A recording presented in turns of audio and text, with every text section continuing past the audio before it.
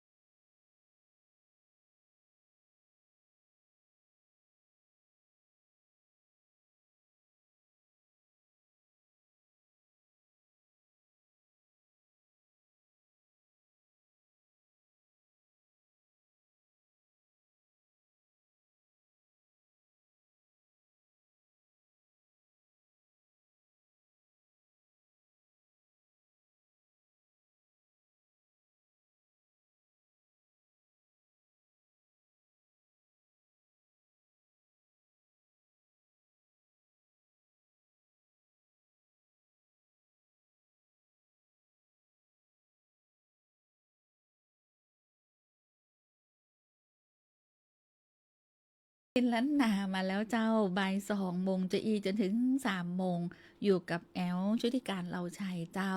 ตะกี้เกษตรสัมพันธ์ ต่อแฮม1 ชั่วโมงเลยคุณผู้ฟังเจ้า แต่เป็นสื่อสินถิ่นล้านนานะ สายตะกี้ฮับบัตตันเนาะเดี๋ยวเอิ้นมาใหม่กันแล้วกันที่054 224 5556คนเมืองแม่นก็ถ้าเป็นคนเมืองต้องอู้เมืองแก่นคนเมืองถ้าบ่อู้กำเมืองแล้วจะรอให้ไผ่ที่ไหนมาอู้กำเมืองกันเตอะเนาะซื้อสินทินล้านนาอู้จากำเมืองบ้านเฮาเนาะกำเมืองล้านนานะไผ่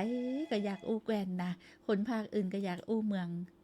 แก่นเนาะอยากอู้เมืองแก่นฟังซื้อสินตึงวันเตอะเดี๋ยวก็ตึงได้นะ เดี๋ยวก็ตึงอู้ได้เนาะทรงเพลงก็เป็นศิลปินคนเมืองตยแฮมบอปอบทเพลงก็เป็นบทเพลงกับเมืองล้นล้วนนะสายนี้จากที่ไหนตังใดอ่ะแสดงเป็นเคยอู้ตยนะนี่เนาะสวัสดีเจ้า สวัสดีเจ้าซื้อสินทินล้านนาเจ้า เจ้า ขอเพลงมีทุนเจ็บผมอะ เพลงอย่างเจ้า เพลงอย่างกันเลย เพลงอย่างก็ได้อีเนาะ เจ้า เจ้า สวขอใจ อันยังก็ สวขอใจ สวบ้านขอใต้อีเนาะ เจ้า อ๋อได้เจ้า เดี๋ยวเซาะฮืนเนอะ เจ้า เจ้าเดี๋ยวจะเปิดฮือของไอวิทูลใจพรหมเพลงไออย่างกันได้อีดูสวบ้านขอใต้เดี๋ยวเตรียมฟังกันแล้วกันเนอะอ่ะ วันนี้ถ้าจะเปิดสายครับหน้าใหม่ สวัสดีเจ้า สวัสดีเจ้าคนเมืองแม่นกอ แม่นเจ้าแม่นคนเมียงนะนะ โอ้แม่คนเมียงแล้วนะอีแม่อยู่ที่ไหนตั้งได้ แม่แก้ววังเงินเนอะ แม่แก้ววังเงินเนอะ วันนี้จะขอเพลงงั้นอันยังก็ขอเพลงเมียของเมียงกันเนอะ น่ะได้กะได้เจ้า แล้วจะมอบเพื่อแม่ฉีก็แม่หมวยบ้านนาบงด้วยเนอะ บรรณาบงนี่อยู่ที่ไหน อยู่ตังใดเนาะบรรณาบงนี่เนี่ย เนี่ยมาต่างบนดอนไผ่เนี่ย อ๋อแม่คะดอนไฟอีเนาะ เออ แม่แก้ววังเงินเนาะ เจ้า ฟัง เจ้า ฟังถึงวันน่ะแล้ว เจ้า แล้วมันโทรประตาน โทรบตานเปิ้ลแม่แก้วบัดเดี๋ยวนี้ออกอากาศเดี๋ยวก่อนถามก่อนตังวังเงินนี่มีเต้งมดแดงหรือยัง โอ้มีแต่เหมือนแล้ว อู้กะโอ้โท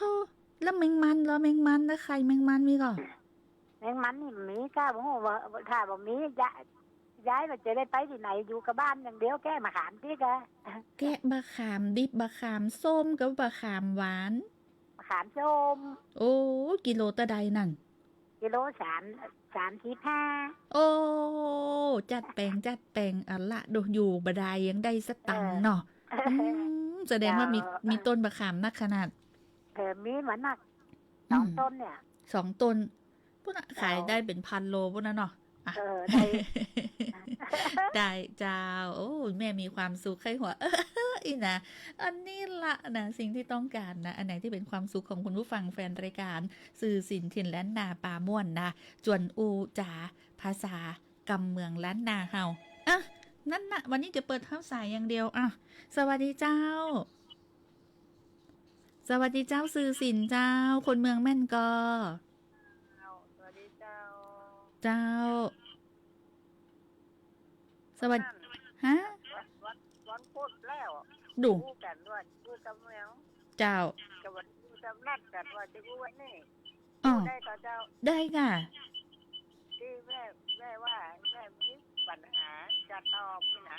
อ๋อเดี๋ยวก่อนเด้ออีแม่หลีเสียงวิทยุหน่อยนึงมันสะท้อนมาเพ่หนึ่งนังห้องทรงน้องแอลเพ่เจ้าว่าเด็กก็ แม่ว่าแม่จะถามปัญหากับเมืองวันนั้นน่ะแล้วนายก็นัดแม่มา น่ะมาตายมาเลยปริศนากรรมตายว่าใด ว่าไอ้อย่างก็นี่ลืมไปเลยนะวันนี้เด็กที่บอกแล้ววันนี้ นั่น หนาวโคกนะ ฮะ หนาวโคก หนาว วางหันโนนหันคาหมอนแล้วมันกับไหลปีนนี่เนี่ยแปลว่าอย่างนี้นะเจ้า โหโนเลยนะ เดี๋ยวกันจ้านะเอาใหม่อ่ะ หนาวโคกจับอยู่วางห่างโนนหันคาหมอนมันกับไหลปีน เอียแปลว่าอย่างเจ้า โอ้ตึงมาได้ละจะอีนี่นั้นเน่าอ่ะ เอาละบอก เน่าเลย อาบอกให้แม่ให้แม่ให้แม่ เพื่อไม่เฉลยเลยอ่ะโหโทน้องแอมตึงมาได้ติ๊กละ เขาครอบจับจะวางห่างต้นหันข้ามมอนไว้จิน อ้าว เขาจับจะวนหนตางหันคนมามันก็บินไปที่เนี่ย ว้า เจ้า โทปิ้นจะรีนจะอีตึงมาได้ละ เจ้า เจ้า นัดกันวันพูดแล้วอะแหละ เออ วันนี้ จ้ะ วันเนี่ย วันนี้กับวันพุธเหมือนกัน นั่นนะจ้า เจ้า แต่จะรอว่าจะอู้ อ่ะนี่แม่เอิญมาจากที่ไหนแม่เอิญมาจากที่ไหนเจ้าปงสนุกเนาะ ยายพาปงสนุก ยายพาปงสนุกเจ้ายายพา แฟนคือห้องอย่างนั้นแฟนเนี่ยก็ แฟนพันธุ์แท้ แฟนตัวแท้ อ๋อเจ้าขอบคุณเจ้ายายพาเจ้าขอบคุณเจ้าอ่ะขอบคุณนะ อันนี้ไผ่กดได้กดเร็ว ยังอู้บัตันโมเตอร์กะจะได้ฮับกูสายอ่ะวันนี้จะเปิดฮับสายอ่ะแล้วก็อู้ข่าวตัวอันน่ะอ่ะแบบฟังเพลงก็ได้อีเนาะอ่ะคุณผู้ฟังใครอู้หน้าใหม่อ่ะสวัสดีเจ้า สวัสดีครับผม เจ้า ขอฟังเพลงยิมเตอร์ครับ เพลงจิมเตอร์อีกอะ เพลงลุงใจอันไอแซมไหมครับ ลุงใจไอ้แซม เจ้า ครับผม เอิ้นมาจากที่ไหนเจ้า เสริมงามครับผม เสริมซ้ายเสริมขวาเสริมกลาง เสริมกลาง เสริมกลางเจ้ามดแดงมีแล้วยัง ครับผม มีแล้วกะมดแดงมีก็ แสดงว่าบ่ได้ไปสีเต้งมดแดงนะเออนะบ่ได้ฟิลเนาะบางคนนี่อุ้ยหุ่มนะแดดท้อนๆจะอี้นะแทนที่จะอยู่บ้านนะปั๊ดตะไม้ซาวอย่างยาวเลยนะแล้วก็น้ำคุอย่างอันหนึ่งแป้งมันตัวอีนะไปมิต่อยตบไม่ซาวแล้วเพราะอย่างมดแดงครบอีนะคุณผู้ฟังเจ้านี่ละฮ้อนแถมกันกับแซบกันเนาะให้มดแดงครบนะโถไออย่างนี้เต้ามดแดงมดส้มเนาะแต่ว่าเวลากินที่มันลำนะ ห่อนึ่งมดแดงนี่น้อยมักเลยละมักขนาดเลยนะไผ่สีได้กันมาขายที่ตัวเด้อ คุณผู้ฟังเจ้า สายนี้ สวัสดีเจ้า สวัสดีเจ้า ซื้อสินถิ่นล้านนาเจ้า ใครโทรมาจากบ่อเหี่ยวนะเจ้า บ่อแฮ้วเจ้า เจ้าก็ถามอย่างสัก ถามเมียมาได้นะ ยังมาได้อันอย่างก็ไปขึ้นขันครูเตี้ยเปิดสำนักมาได้เตี้ยนะบอกได้เป็นบางอย่างนะว่าใจเจ้า บ่ใจถามเรื่องปัญหาอย่าง คือจะถามเรื่องบัตรสวัสดิการมาได้ เป็นจะได้เจ้า ว่าเปิ้นจะหมดบ่ได้ก็เจ้า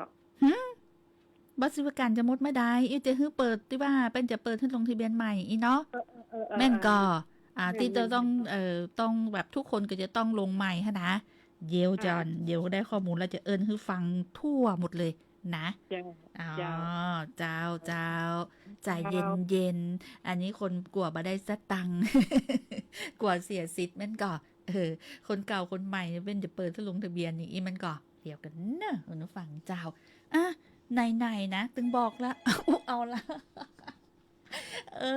เป็นไปแล้วสวัสดีเจ้า น้องแอลจะอู้ไปเลยยายได้ฟังเพลงแล้วเพลงแรก ปอยหลวง แต่ปอยหลวง ปอยหลวงวังสะแกงเจ้าคือยายได้ไปแอล น้องว่าเอาปุจจายห้องแต่น้องก็ไม่มีก็บอกเป็นหยังได้ฟังละ เจ้า ม่วนดีโหจะใครรับอยู่ล่ะนะ ไผ่ ยาย แล้วกันไหนว่าไปแอลปอยหลวง ปอยหลวงที่ไหน ที่สวทปอยหลวงที่สวทเจ้า ขอบคุณมากที่เปิดให้ยาย เนาะเจ้า เพราะว่าขอตั้งแต่เจ้าล่ะ ยายโปนจะใครรับอยู่แล้วพอดนตรีขึ้นมาแล้วเป็นไดเจ้าขอบคุณยายกิ่งแก้วเจ้านะแล้วจ่ายละเพราะว่าขอไว้ตั้งแต่11 โมงกำลังได้ฟังบ่าย 2 คุณผู้ฟังเจ้าซื้อสินเทียนล้านนาจ่าภาษากำเมืองล้านนาเห่าเนาะจวนกำเมืองคนเมืองแม่นก่อถ้าเป็นคนเมืองโทรมาที่054 224 556เบอร์โทรในห้องส่ง FM ของสวทลำปาง97เมกะเฮิรตซ์นะ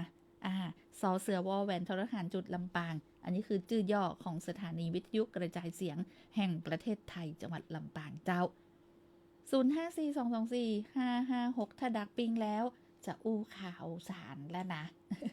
จะอู้ข่าวสารให้กับพี่น้องประชาชนคุณผู้ฟังได้ติดตามแล้วนะเรื่องของสุขภาพต้องมาก่อนภายที่ยังบ่เคยฉีดวัคซีนไข้หวัดใหญ่มีพ่องก่อตอนนี้รัฐบาลเป็นก็เห่งรับมือกับไข้หวัดใหญ่เนาะเนื่องจากว่าในช่วงก่อนช่วงติดแล้วติดก่อนเนี่ยฝนฟ้าก็ตกลงมาในบางพื้นที่เนาะบางพื้นที่ฝนตกหนักบางพื้นที่ก็บ่ตกหรือจะได้ก็ทำให้อากาศแปรปรวนแล้วกลุ่มเสี่ยงโรคภัยไข้เจ็บต่างๆก็แสดงอาการแฮมบ่ปอกับไข้หวัดสายพันธุ์ A สายพันธุ์อะไรอย่างต่างๆที่กลายพันธุ์ไปนี่นะก็มีการป่วยกันนักนี่นะเจ้ารัฐบาลก็เลยเห่งรับมือไข้หวัดใหญ่โดยสั่งการให้กระทรวงสาธารณสุขเนี่ยลุยมาตรการ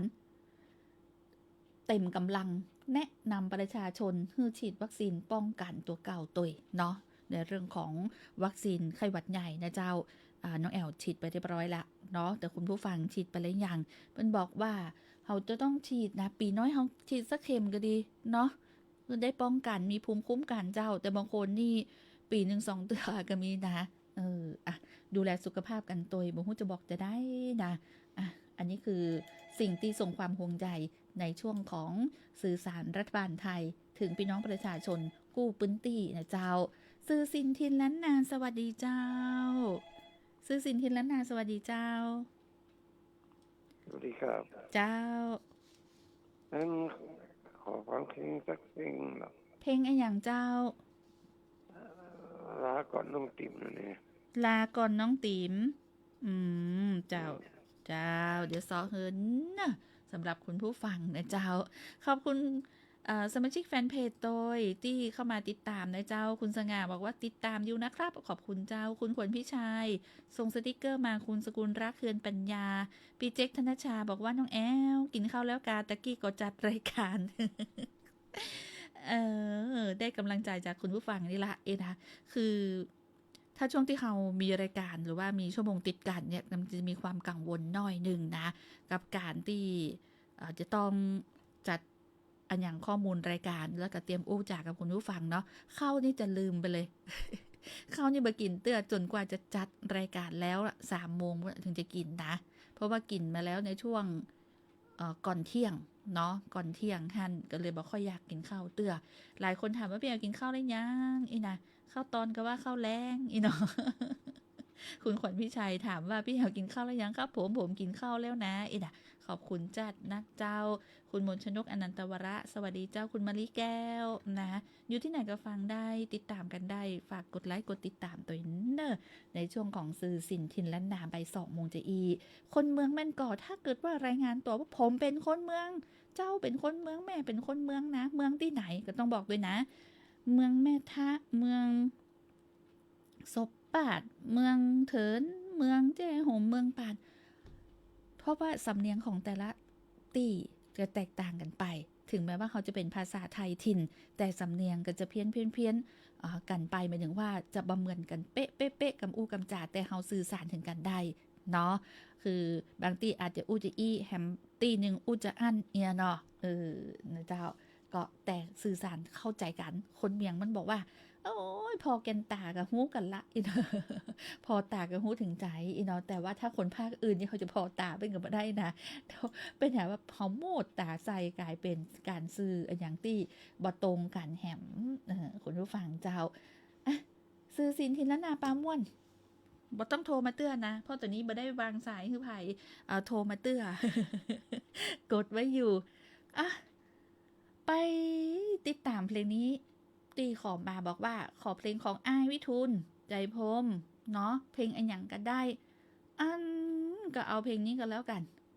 มิตรมรณะเนอะถ้าเราประมาทในการใช้รถใช้ถนนเราก็จะเจอเรื่องของอุบัติเหตุอุบัติภัยนะไปฟังกันเจ้า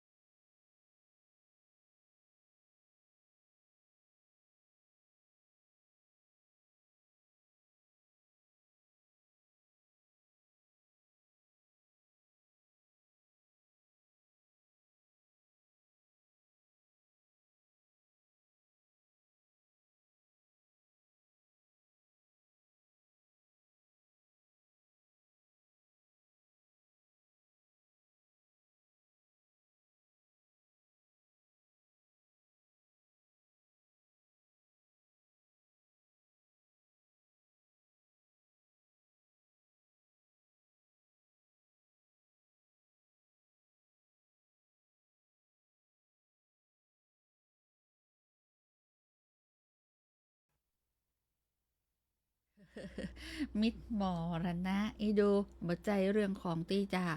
ตายเพราะอุบัติเหตุอุบัติภัยทางท้องถนนนะ ตายเป็นเพราะมิตรที่บ่ใจกู้ใจกิมเนาะ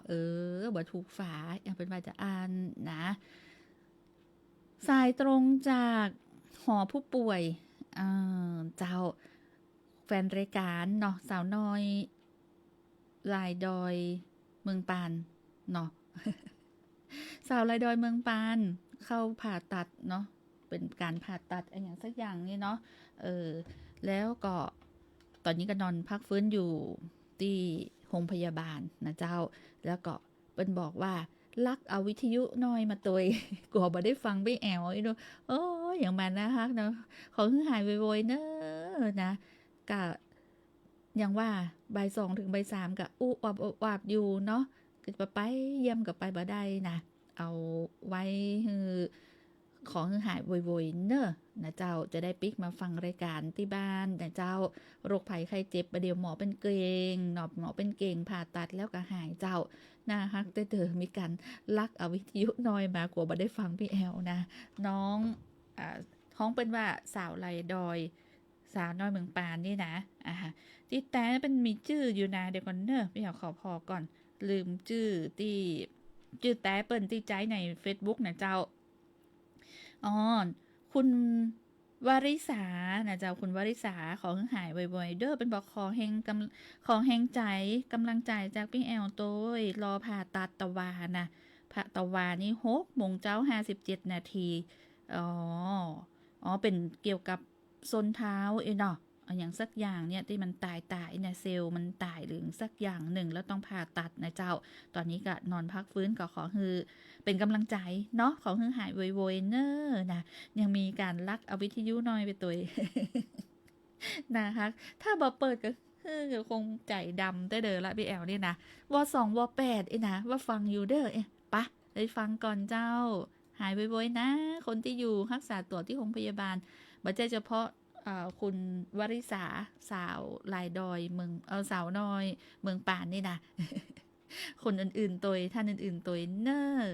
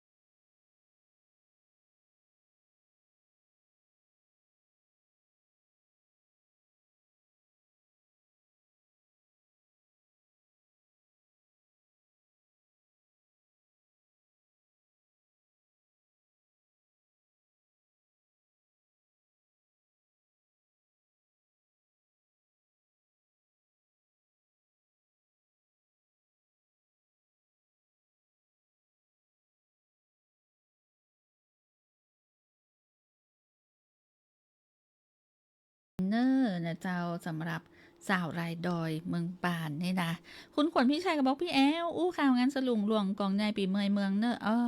ได้เดี๋ยวถ้าเป็นมีกำหนดการที่ชัดเจนออกมาก็จะนำประชาสัมพันธ์อย่างแน่นอนเนาะเพราะจะได้เนี่ยปีใหม่สงกรานต์หรือว่าปีใหม่เมืองบ้านเฮาเนี่ยก็ตึงบ่มีที่ไหนเหมือนตีบ้านเฮาเนาะเพราะเฮามีสลุงที่เป็นเอกลักษณ์อัตลักษณ์ของลำปางและเป็นสลุงเงินด้วยนะเนาะสลุงก็คือขันที่ใส่น้ำนี่แหละนะถ้าอูง่ายๆแต่นี่มันเป็นขันหลวงเนาะสลุงยักษ์สลุงใหญ่นะมีที่เดียวคือลำปางนะถ้าแอลงานก็ต้องแอลงานสลุงหลวงกองใหญ่ปีใหม่เมืองนครลำปางนี่ละนะเจ้าเดี๋ยวถ้ามีรายละเอียดกิจกรรมอะไรอย่างก็จะขอบคุณจัดนักเนอะคุณขวัญพี่ชัยนี่นะเพื่อนก็จะแต่งงานสลุงหลวงทุกรอบเลยนะที่เป็นเข้ามาติดตามทางFacebook เนาะขอบคุณจัดนักเจ้าแล้วก็ตอนนี้นะเจ้าปิดฮับสายก่อน ปิดฮับสายมา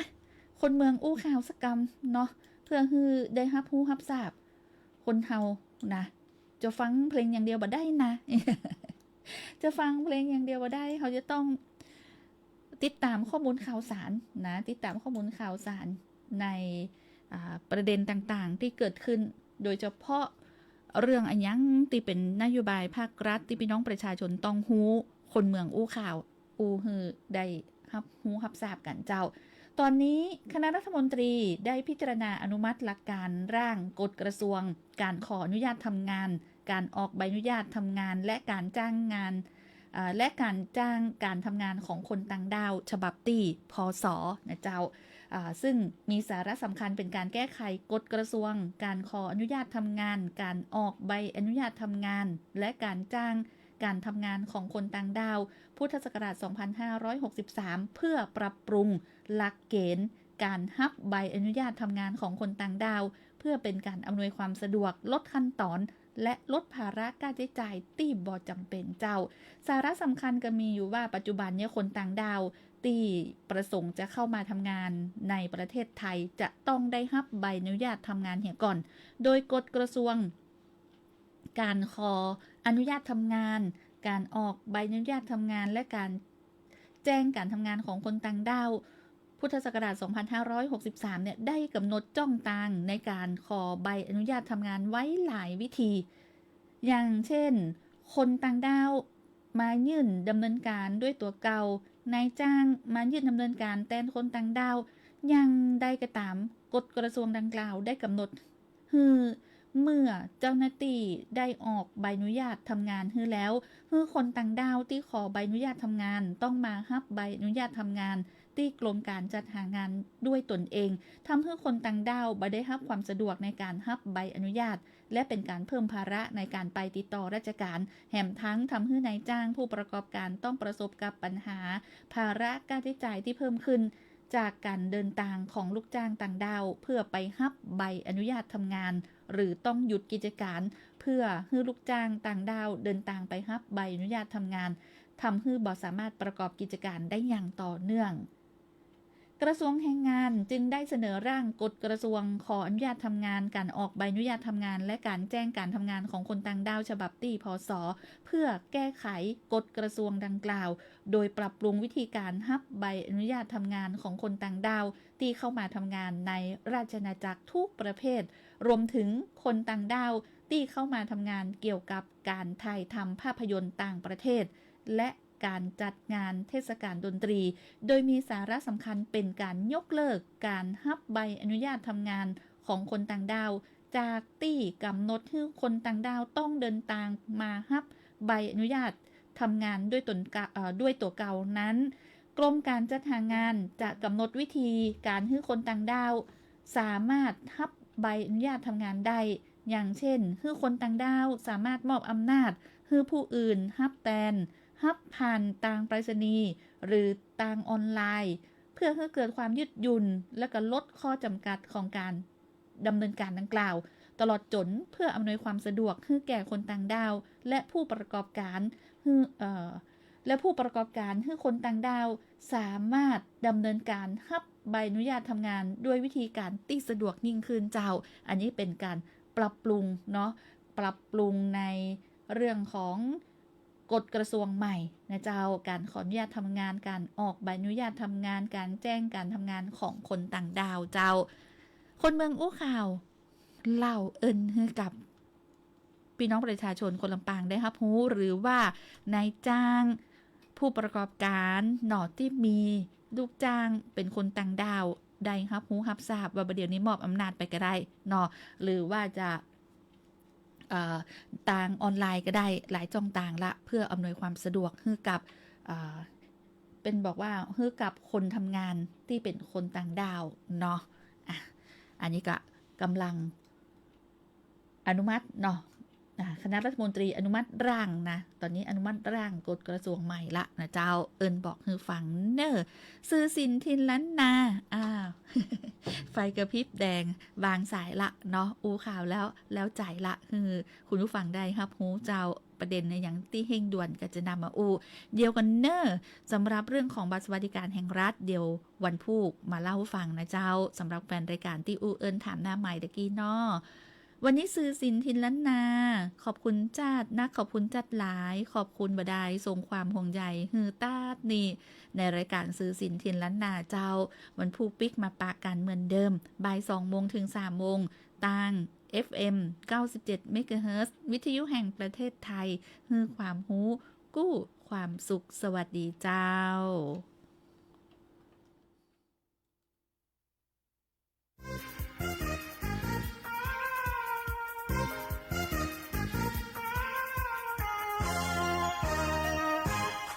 ภาษาไทยใช้ไรจริงๆทั้งชายและหญิงอู้ม่วนจะหวานเป็นภาษากันมานมนานเราท่านนั้นคงหูดีอู้จาคล้องจองค่อยทำนองสนอโสดีตัวอย่างเรามีให้เห็นเช่นคนนี้ไงปู่ตามันเป็นคนขี้โต๊ะบ้านมันอยู่ไร่ต้งวันนั้นไปกินก๋วยเตี๋ยวกับปู่ตันที่ร้านเนี่ยตุกำลังจะนั่งเตะซ้ำโต๊ะตั้งก้นตั้งใส่ต่อมือเปียใส่น้ำส้มก๋วยเตี๋ยวสัดเด่นใส่ตาปู่ตันนึกว่าปู่ตาโดนตีจดงอนต่อนานเตะร้านก๋วยเตี๋ยวแตกตึ้ง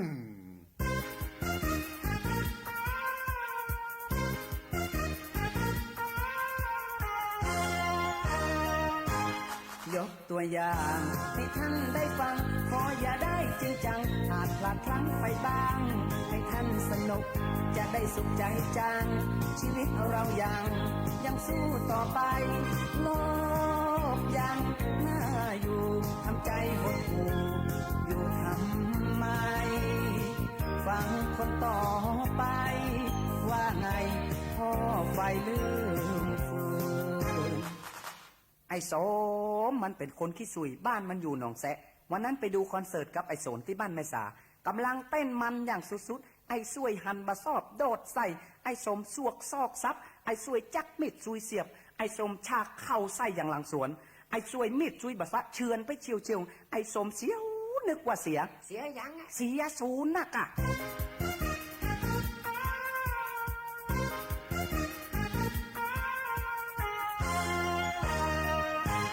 เรื่องของคนที่หมอขี้ลมมีกันคู่สังคมทั้งบ้านนอกในเวียงลวกบ้านนอกเขาว่าบักเปียงที่เล่าในเวียงเพียงมันบักขึ้นแต่กาบัดแต่พ่อแม่อย่าได้ไปคืนค้างกันคนยังยืนรออู้บ่กับข้าอู้ถึงความปวดร่ำปวดรวยต้องปู่ป่วยปากแปบบ้านมันอยู่ป่าเปอะมีเมียชื่อจะเปี้ยปากเปี้ยได้กับแปะมีกับปากวันนั้นไปป่าโดนเพิงปีปากป๊อปูดมีลูกบ่าวคนชื่อไอ้ป๋าอวดกับเปิ่นไหวปายาการกรปนี่แปลว่าอย่างอ่ะก็กินเหล้าแปะน่ะกะ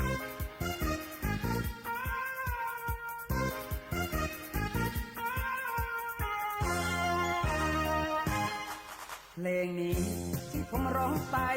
ถ้าตัดใส่ไผ่ขออภัยเน้อท่าน